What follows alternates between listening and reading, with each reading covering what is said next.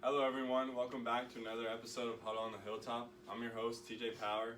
This week we have two bright stars from our girls volleyball team. But before I introduce them, we're going to recap the scores from the homecoming weekend. So girls soccer beat NMH 5-0. Boys soccer beat Avon Old Farms 2-1. Football beat Austin Pet 25-7. Girls volleyball beat Wolverhampton Munson 3-0.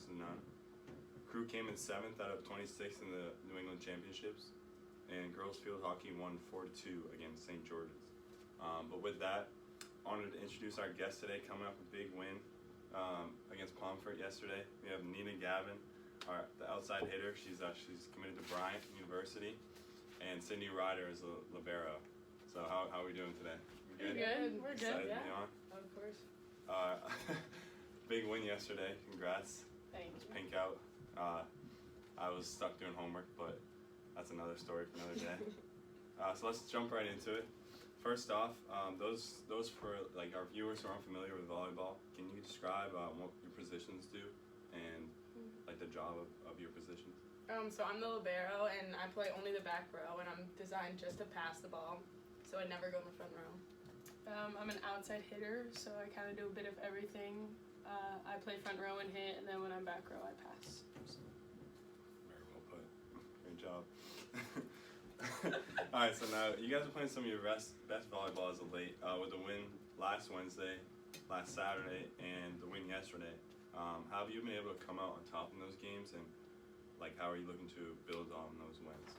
I feel like a lot of our starters are the same from last year, so just building that chemistry from last year to this year. We included one more person into our starting role, but most of the players are from last year, so it's like really easy already to be blended in and play well together. I agree. Just we have a good team chemistry, and I think it's all about trust, like especially in the back row, like with passing. So we just trust our players a lot. That's great.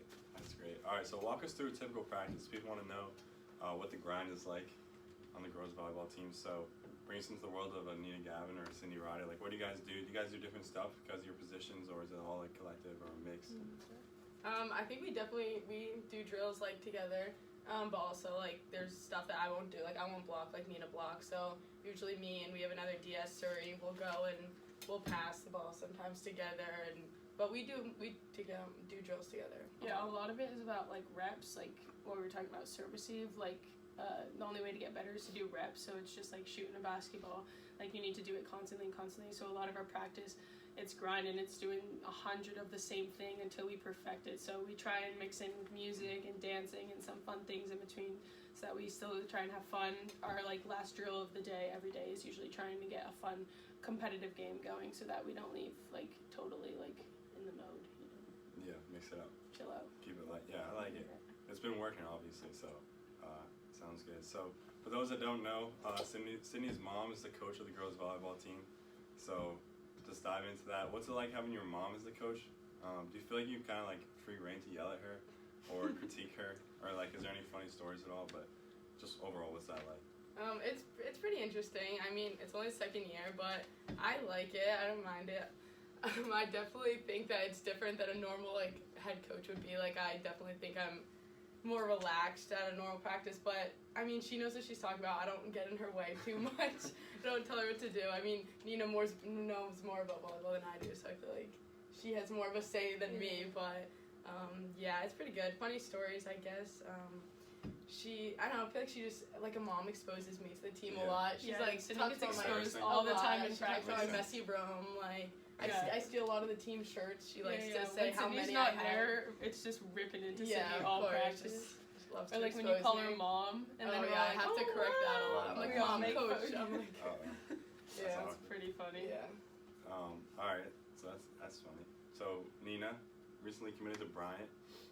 Can you talk us through what that process was like and how you came to decide on Bryant? Yeah, so I started volleyball pretty late. I didn't get serious into volleyball until like freshman year, so I was a little late to developing. But then I was hit with COVID, which like a lot of athletes went through the same thing with recruiting and trying to get exposed. New England volleyball isn't as great as we'd love it to be. A lot of competition is down south or we have to travel, so it's a lot of plane rides. A lot of the spring I'm gone, but I chose Bryant because I got into contact with the coach and I came and visited, and I loved the campus right when I went on. It was like beautiful. It was during the fall and like summer. It was super pretty, super green, which I super liked. And then I just used the word super like It's just a super place all around. I just used the word super like fun. Anyways, I fell in love with the girls and just the environment. So That's awesome.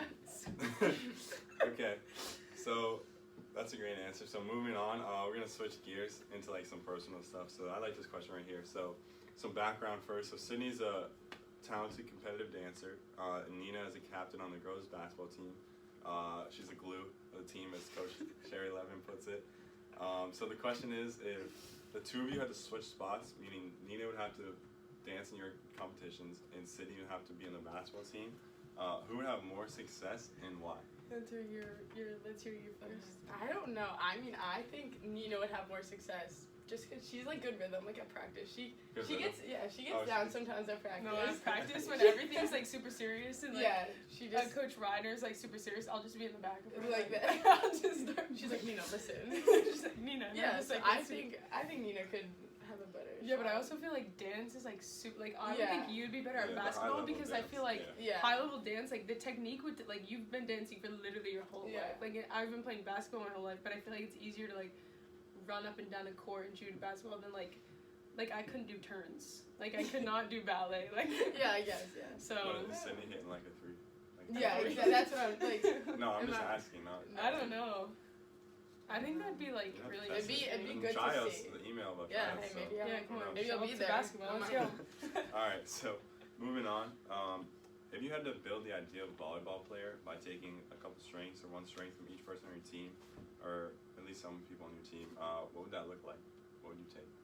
I thought about this a little earlier. So if we were building a person, I'd pick Carly's strength because anytime we do workouts, she lifts She's more a than beast. anyone. She's like ripped. I would take McKenna's energy, like she's always, even if she's not on, like her energy on the sideline, like you look over, she's starting chants, like she's screaming, she's always super loud.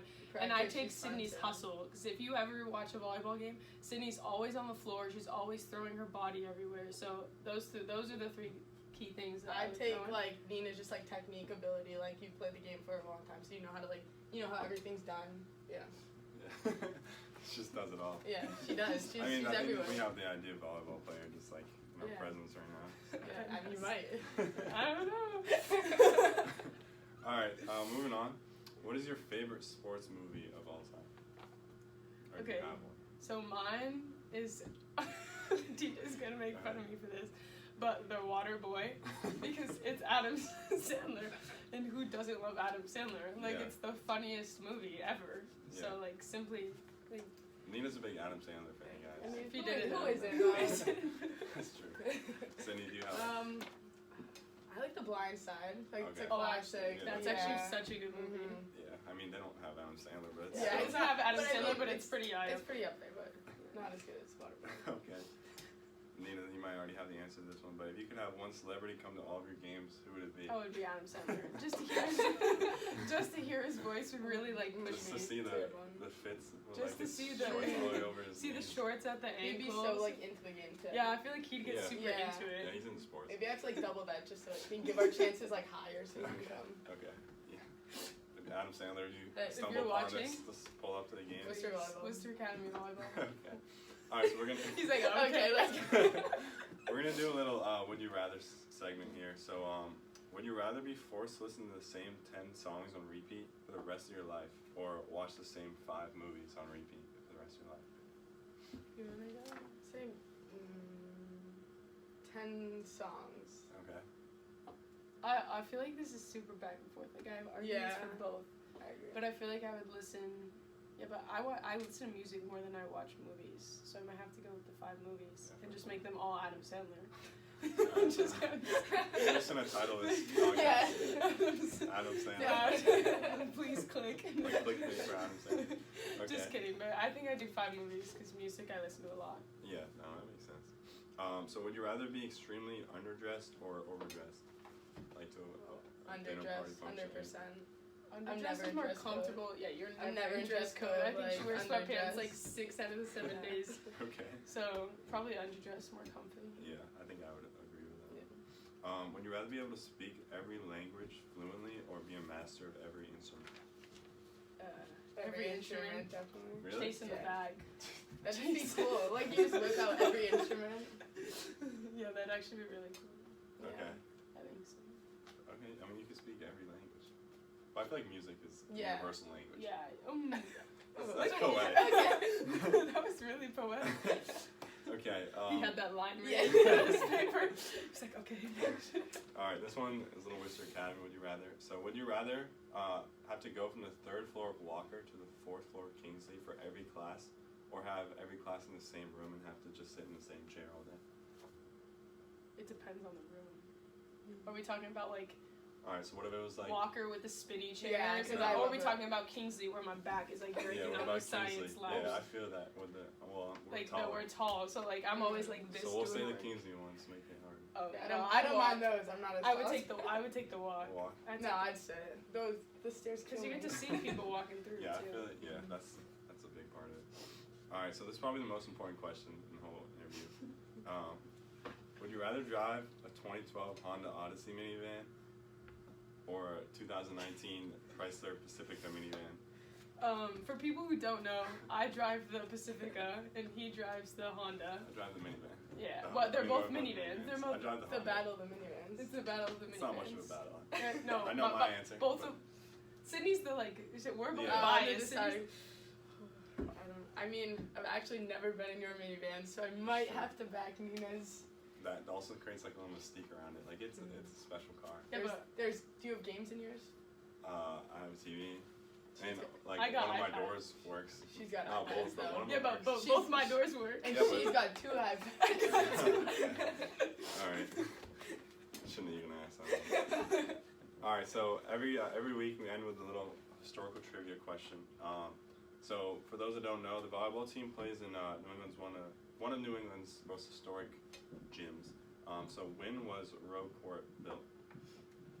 And we gotta get this all like run out the room because I don't think you can. Do you want to guess? You take a guess, then I'll take a guess. Okay, we can have 2 guesses. 1980.